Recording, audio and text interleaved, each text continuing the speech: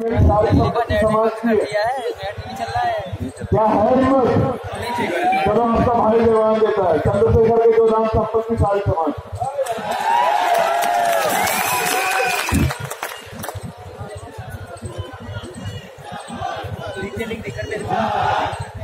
समाज ही सबसे ऊपर है और सब कुछ उसके बाद है। राजनीति उससे भी परे। साहब काशीराम ने कहा राजनीति चलेगा चले, सरकार बनेगा बने, लेकिन सामाजिक क्रांति नहीं रुकनी चाहिए। सामाजिक क्रांति होती रहनी चाहिए। सत्ता के साथ व्यवस्था परिवर्तन नहीं होगा तो 72 साल की लोकतांत्रिक आजादी से हमारा बदलाव नहीं हो पाए। हमें व्यवस्था परिवर्तन के लिए लड़ना होगा। अभी मनुवादी सिस्टम बता देता हूं आपको क्या है। मनुवादी सिस्टम 4 ऐसे टिका है, असमानता, असत्य, अन्याय और अपमान।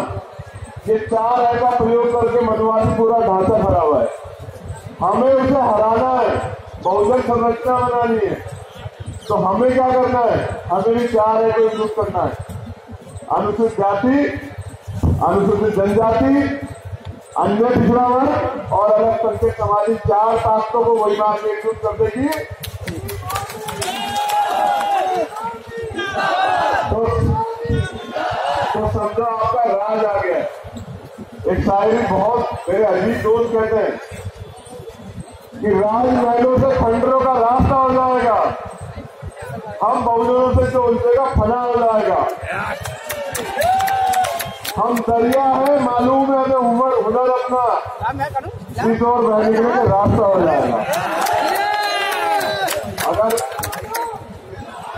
अभी एक ऐलान करूं कि चलिए पैदल दिल्ली मार्च करते हैं तो दिल्ली जो है काम रहा होगा थोड़ी देर में। मैं सिर्फ संविधान बचाने के लिए लड़ रहा हूं क्योंकि मेरा वजूद संविधान से है। अजय जी कह रहे जेल भिजवा दो, ये 21वीं सदी है, जेल से नहीं करते हम लोग। मनुवादी आंख खोले, मनुवादी आंख खोले। बाबा साहब ने क्या कहा था? 21वीं सदी तो जब सदी हमारे राज हमारा काहे को डरना। कुर्बानियां तो 2 अप्रैल में भी दिए, लेकिन कुछ दिया है ना, लड़ना पड़ेगा। मैं बार बार आज जो बातें हो रहा हूं उसे नौजवानों को समझना पड़ेगा। अगर आज चूक हुई तो मुझे लगता है कि हम बहुत पीछे चले जाएंगे। इतिहास गवाह है, जब बहुजनों ने एकजुटता दिखाई है तो इस देश के मनुवादियों ने हमारे पैर के जूते के फीते बांधने में भी गर्व महसूस किया है। उसका उदाहरण बताओ, बनारस में जब मैंने चुनाव का ऐलान किया तो हमारे प्रधानमंत्री हमारे भाइयों के पैर धो रहे थे। ये औकात में मनुवादियों किया।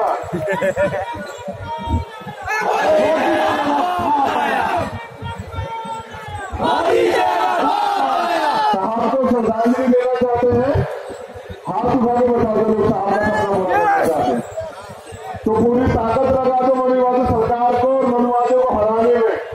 इनकी जमानत जब्त करा के बता दो कि ये लड़ाई जो है 85% और 15% की है। उनका जन्मदिन पे इससे बड़ा उपहार नहीं हो सकता। बड़ी बहन यहाँ है, बड़ी बहन यहाँ है, साहब काशीराम के साथ रही है। मैं गौरवान्वित महसूस करता हूँ कि उनका आशीर्वाद मेरे साथ है। मुझे नहीं फर्क पड़ता क्या होने वाला है, मैं लड़ूंगा, पूरी ईमानदारी से लड़ूंगा और इतनी मजबूती से लड़ूंगा कि मनुवाद की जड़ उखड़ जाएगी। हमारी बहनें यहाँ हैं और हमें गर्व है कि वो केरल से, वो महाराष्ट्र से अपना काम छोड़ के साहब काशीराम के बहुजन समाज के मिशन को आगे बढ़ाने के लिए आएंगे। जिस प्रकार राष्ट्रपिता ज्योतिबा फुले के बिना बाबा साहब अधूरे हैं, जिस प्रकार राष्ट्रपिता ज्योतिबा फुले के बिना बाबा साहब अधूरे, उसी प्रकार माननीय तीना मानव वाल्मीकि के बिना साहब काशीराम अधूरे हैं। तो तीना मानव वाल्मीकि को भूल के काम नहीं चलेगा। ये समझना पड़ेगा, मेरी जिम्मेदारी है बहुजनों को एकजुट करना। पूरे दलित समाज की सभी जातियों को, ओबीसी समाज की सभी जातियों को और अपने अल्पसंख्यक समाज को एकजुट करना, आदिवासी भाइयों को एकजुट करना मेरी जिम्मेदारी है, इसे मैं निभाऊंगा। और आज हम लोग शपथ लेंगे, मैं अपनी तरफ से शपथ ले रहा हूँ, आप लोग सहयोग करें। जब तक जिंदा है बहुजन समाज और बहुजन मिशन के अलावा किसी अन्य चीज से समझौता नहीं करेंगे। हम मर मिट जाएंगे लेकिन साहब काशीराम का सपना ये नौजवान पूरा करके रहेंगे। अभी संयंत्र से भी अवगत करा देता हूँ हम लोगों को। 10% बिना मांगे आर्थिक आधार का आरक्षण मिला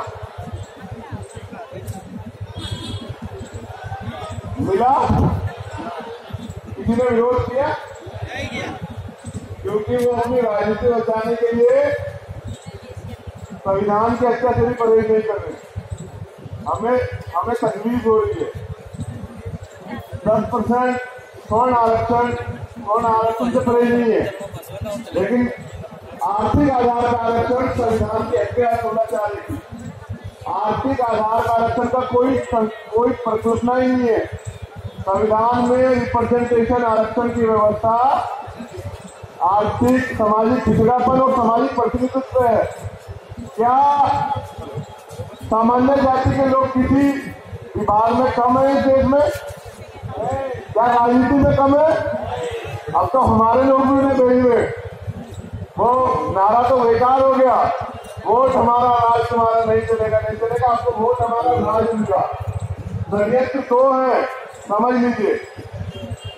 मैंने कहा कि हम सामान्य जाति के प्रत्याशी को वोट नहीं देंगे। लोगों ने सवाल किया वोट किसे दोगे? मैंने, क्योंकि मैं बहुजनों की स्वतंत्र आवाज में आपको आगाह किया, कल ये आपकी पार्टी से जीतेंगे और जाके बीजेपी की मदद करेंगे। कल मुझे मत कहना, मैंने आगाह कर दिया है। मैं राजनीति नहीं कर रहा हूँ अभी, मेरे हाथ में आपने सुरक्षा की जिम्मेदारी दी है, पूरी है। पूरे देश में कोई बहुजनों का अत्याचार होगा, लड़ूंगा। जो लोग राजनीति कर रहे हैं कल मुझे मत कहना। अगर कुछ गलत हुआ तो मैं जिम्मेदार नहीं, मैं आज ही आगाह कर रहा हूँ। आपको समझना पड़ेगा। मैंने एक सवाल किया अखिलेश भाई से और तुम्हारी कीमत देखो कितनी कम लगाई अखिलेश भाई ने। मैंने उनसे कहा कि क्या मैं झूठ बोल रहा हूँ कि आपने हमारा बिल फड़वाया? दलित कर्मचारियों को आपने 58,000 डिमोशन किए। आपने हमें ये बताया कि आप हमारे बिल के विरोध में हो। और आज मैंने सवाल किया कि कल अगर आपके एमपी जीत के जाते हैं, मुझे वोट देते हैं, तो क्या हमारे बिल का समर्थन करोगे या नहीं करोगे? क्या हमारे अधिकारी कर्मचारियों को आगे बढ़ने में मदद करोगे नहीं करोगे? तो एक बार उनके मुंह से जवाब दिया है, इतनी हल्की कीमत है, समझ जाओ। ये बताओ कि तुम हल्के नहीं हो, ये जवाब देना पड़ेगा। हम वोट से तो क्या हमारे अधिकारों की सुरक्षा, संविधान की सुरक्षा ये लोग करेंगे? ये जवाब उन्हें देना पड़ेगा। इसने सवाल किया कि कल मुझसे मत कहना कि भैया उन्होंने तो विरोध कर दिया बिल का, अधिकारी कर्मचारी मेरा गला मत पकड़ना। मैं आज आगाह कर रहा हूँ, मैं स्वतंत्र आवाज इससे आगाह कर रहा हूँ कि भैया कल कुछ होगा तो आप लोग जिम्मेदार है। मैंने आगाह कर दिया। और अखिलेश भाई ये याद रखते मत से कह रहा हूँ, जवाब देना पड़ेगा। टीम आर्मी कमजोर है क्या? जवाब देना पड़ेगा ना। हमारे अधिकारों के लिए जो लोग वोट ले रहे हैं लड़ना पड़ेगा ना। नेट चल रहा है आपका? नेट चला, नेट 15% आबादी, 52% आबादी ओबीसी की, 27% आरक्षण। न्याय बराबर हो रहा है क्या? फिर भी नहीं मान रहे। मुलायम सिंह कहते हैं हम चाहते हैं कि माननीय मोदी जी दोबारा प्रधानमंत्री बने, और मैं कहता हूं कि हम सब मर जाए, हम सब खत्म हो जाए, लेकिन मोदी जी दोबारा सत्ता में ना आए। और अखिलेश भाई जवाब देने की बजाय उनका लोकसभा टिकट करके हमें बताते हैं कि लोग तुम्हारी औकात इतनी। अखिलेश भाई बहुजन है, आपका समर्थन करते हैं, जवाब से नहीं मान सकते आप, देना पड़ेगा, बिल्कुल देना पड़ेगा। मुझे देखने आओ ना हो, मुझसे मेरे हाल पूछो ना पूछो, लेकिन अगर मेरे लोगों के खिलाफ कुछ भी होगा तो मैं सवाल उठाऊंगा। भीम आर्मी का जब निर्माण किया गया तो ये सवाल किया गया था कि संविधान की सुरक्षा के लिए भीम आर्मी का निर्माण है, तो हमारे जो राइट है उनके लोगों को अपनी बात रखनी पड़ेगी। वोट देने की बात चल रही थी ना, भैया पूछे किसे देनी है, कौन से सुनना। वोट देने से पहले रोहित की शहादत को याद रखना, रोहित वेमुला याद है ना, ऊना कांड याद है ना, सफीरपुर याद है ना, फगवाड़ा कांड गोभी की शहादत याद है ना। 2 अप्रैल भूले तो नहीं हो। किसने गोली चलाई, किसने मारा हमारे लोगों को, उसकी कुर्बानी भूल के वोट दोगे तुम देना। मगर याद रखना, अत्याचारी होता है वो कभी जो है मनुवाद का पोषक कभी तुम्हारा जो है विशेषी नहीं हो सकता है। इसलिए मैंने कहा भीमा कोरेगांव दोहरा देंगे, भीमा कोरेगांव दोहरा देंगे। भीमा कोरेगांव की अभी जरूरत नहीं आई है, इसी देश के संविधान से आता है तो भीमा कोरेगांव की दोहरा हमने 1 महीने पहले घोषणा की कि हम यात्रा निकाल रहे हैं। इन्होंने कहा 18-19 में हम लोग आचार संहिता लगाएंगे। सरकार इतनी डरी कि 10 में ही आचार संहिता लागू कर दी और 11 में रैली रोकने के लिए जोर लगा दिए। कल रात जहां रुका था वहां फोर्स लगा के 1:30 बजे मुझे चैलेंज करवा रहे। इतनी बुरी स्थिति है, बहुजनों के बेटे से इतना डरते हो।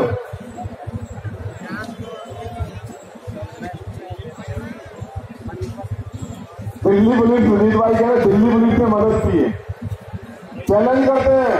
जब अधिकार सुरक्षा यात्रा निकालना था तो कह रहे थे जेल भेज देंगे। मैंने कहा आंखें खोलो, 21वीं सदी है, तुम्हारी जेलों से नहीं करते, ये भूल जाओ। 21वीं सदी हमारी है, राज बहुजनों का आने वाला है, आने से कोई रोक ही नहीं सकता है। अभी तो हम उन अधिकारों के लिए लड़ रहे हैं जिसपे समझौता बाबा साहब ने किया था। अगर कहीं खोपड़ी गिरी, सरकारी लोग अगर कब्जे आवाज बढ़ गए तो हो सकता है देश की धन संपत्ति अगर बंटवारे में आ गए तो तुम्हें यहाँ से भागना ना पड़ जाए। मुझसे सवाल होता है क्यों कर रहे हो ऐसा, क्यों चला रहे हो लोग? तो मुझे साहब काशीराम ने सिखाया, मुर्दा लोग मिशन नहीं चलाते और जिंदा लोग मिशन रुकने नहीं देते। तो तुम बताओ कैसे रुक जाऊं मैं? गुलामी की जिंदगी से सम्मान की मौत बेहतर। तुम चाहते हो मैं गुलामी करूं? संघर्षों के आती है और संघर्षों के साए में घनघोर जवानी पलती है और इतिहास उधर झुक जाता है, किशोर जवानी चलती है। ये समझना पड़ेगा। अब एक बहुत जरूरी बात, वो जो घोषणा पत्र पढ़ा सब लोगों ने, 2 अप्रैल के लोग जेल में बंद है, राजूका लगी हुई है, नहीं रिहा किया।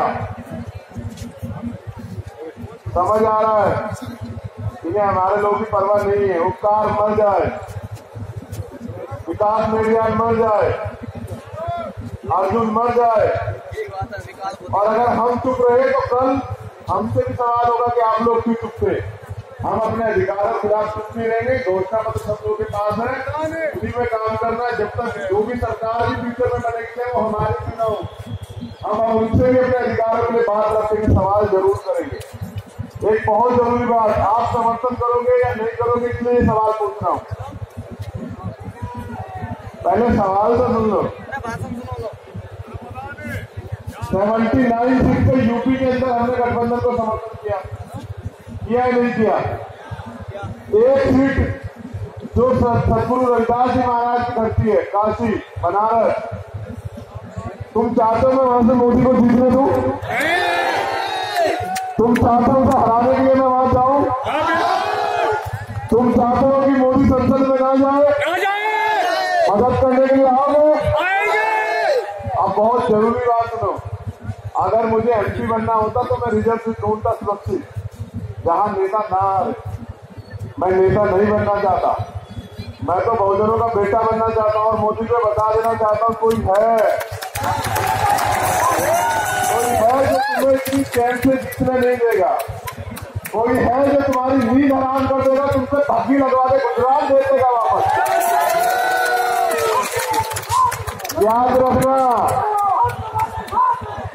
ये मान सम्मान स्वाभिमान की लड़ाई है। लोग स्वार्थ के लिए लड़ रहे हैं। अगर वास्तविकता में लड़ाई भाजपा को हराने की है तो पूरे देश में हराना है भाजपा को। आज पूरे देश की टीम यहाँ है। मैं ऐलान करता हूँ, जो लोग मुझे भरोसा करते हैं, दिन रात एक कर दीजिए। 19 मई से पहले सोने का काम छोड़ दीजिए। पूरी ताकत लगा के पूरे देश में भाजपा को हराने के लिए जो भी तैयार हो रहा हो, जो भी मजबूत हो रहा हो, उसके लिए उसे मजबूत करके भाजपा के ताबूत में आखिरी चीज रोकने काम करें। यूपी में हम लोग बहुत मजबूत थे, भाजपा को हरा रहे हैं, लेकिन यूपी से बाहर भी जो लोग आए हैं आज, सबसे पहले लड़ाई संविधान बचाने की है। मैं तो ये चाहता था कि इतने मजबूती से सारे गठबंधन बने कि भाजपा को एक सीट भी ना मिले, एक सीट भी। वो क्या इमरजेंसी लगाते, वो क्या झूठे पर फैलाते हैं। मैं चाहता कि वो संविधान सभा यानी कि पार्लियामेंट के बाहर ही खड़े रहे। मेरे आज भी याद है, मैं जब लोकसभा साथी कह रहे संसद में जब मैं गया 6 दिसंबर को, हमारे साथी हमारे साथ थे, ऐसे चेकिंग कर रहे थे जैसे आतंकवादियों की चेकिंग करते। मैंने वादा किया था, मोदी जी 56 इंच का सीना यहाँ दिखाना बहुजनों के सामने, हम करेंगे राज तुम्हारा। और हमने ये भी कहा था कि संविधान सभा में यानी कि संसद में नहीं जाने देंगे। ये जो संसद में आज तुम 6 अप्रैल मनाने के लिए, 6 दिसंबर मनाने के लिए आए हो, ये आखिरी 6 दिसंबर, इसके बाद तुम नहीं आ पाओगे। इसलिए बनारस जा रहा हूं। बनारस मदद करने आओगे? मोदी को संसद से बाहर निकलवाने मदद करोगे? तो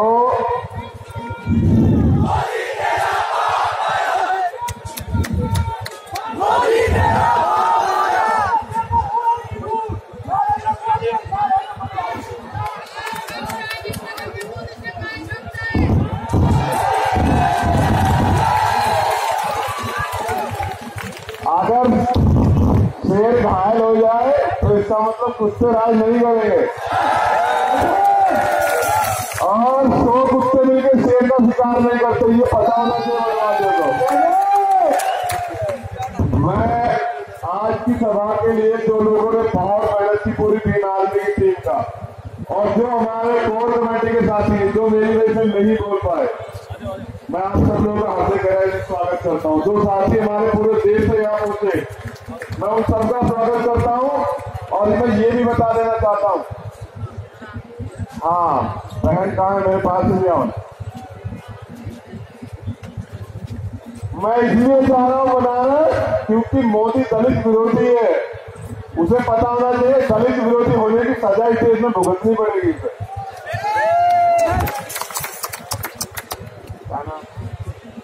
आगरा से साथी है महेश, उनका भी नाम नहीं लिया गया, बहुत सारे लोगों का नाम नहीं लिया गया।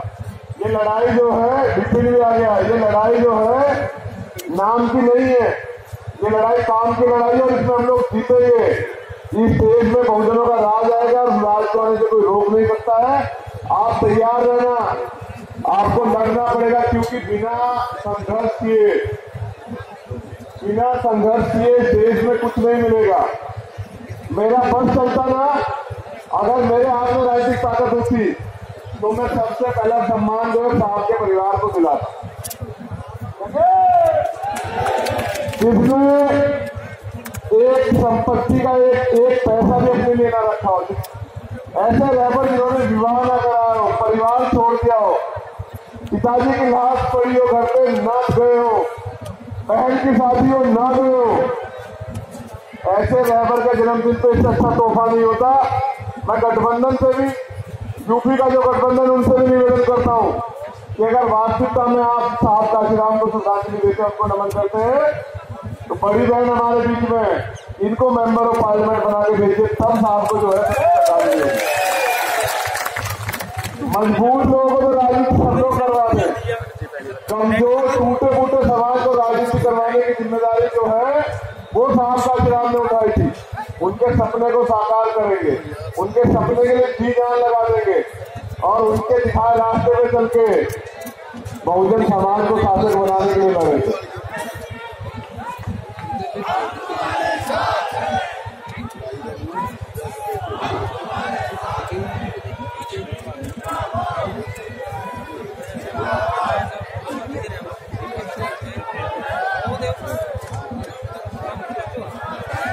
अच्छा, मैं बड़ी बहन को अपनी तरफ से ये फूल जो है भेंट कर रहा हूँ। आज साहब का 85वां जन्मदिवस है और साहब ने 85% की लड़ाई लड़ी। देखे ऐतिहासिक मूवमेंट है। इस देश में लड़ाई मंडल और कमंडल के बीच है। इस देश में दलितों का दुश्मन मुसलमान नहीं है। इस देश में दलितों का दुश्मन मुसलमानों का दुश्मन पिछड़ा नहीं है। इस देश में दलित मुस्लिम पिछड़ों का दुश्मन आदिवासी नहीं है। हम अपने, मैं तो ये भी चाहता था, मेरी सुनवाई कहाँ होगी राजनीति में, मैं तो चाहता था कि गठबंधन बहुजनों का हुआ है तो इससे मेंबर ऑफ पार्लियामेंट भी बहुजन समाज के लोग हैं। जितनी जिसकी आबादी है, ओबीसी की जितनी आबादी है उनको भेजा जाए, दलितों के जितने वर्ग की जितनी आबादी उनको भेजा जाए, मुस्लिम भाई जितनी आबादी उनको भेजा जाए और बहुजन समाज के लोग जब वहां जाएंगे ना तब वो आपके लिए लड़ेंगे। वरना आप याद रखना, बहुत जरूरी बात है, 131 एमपी बैठे दे गए थे, संविधान चल रहा था, SC/ST के खिलाफ आदेश है सुप्रीम कोर्ट के जातिवादी जजों का। क्या कोई किसी को तकलीफ हुई? तकलीफ हुई आप लोगों को, आपने कुर्बानी दी और जिन लोगों ने जेल काटी, मैं उनकी कुर्बानी नहीं भूल पा रहा हूँ। मेरा बस चलेगा तो उन शहीदों के परिवार को सम्मान दिया जाएगा कि फिर हर माँ कहेगी चल बेटा तू भी शहीद हो जाए, लेकिन अपने समाज का सम्मान तू मत झुकने मत है।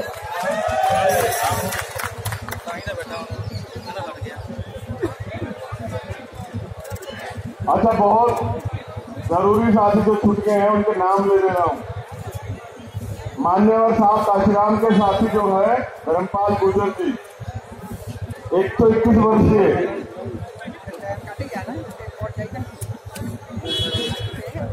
जतिन आजाद भाटी जी, सतीश जाटव जी, अभिषेक जाटव जी, बिट्टू गौतम, प्रोत्तम जाटव, अमित कुमार, संदीप लाल जी,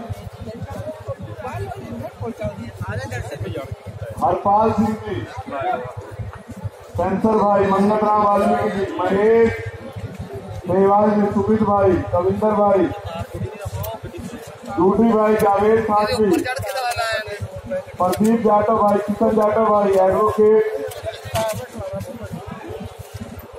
गुलशन नागर भाई, आजाद भाटी जी, वीरेंद्र प्रधान जी, रोहित गहलोत जी, राहुल थोड़ा जी, एडवोकेट संजीव आदित्य जी,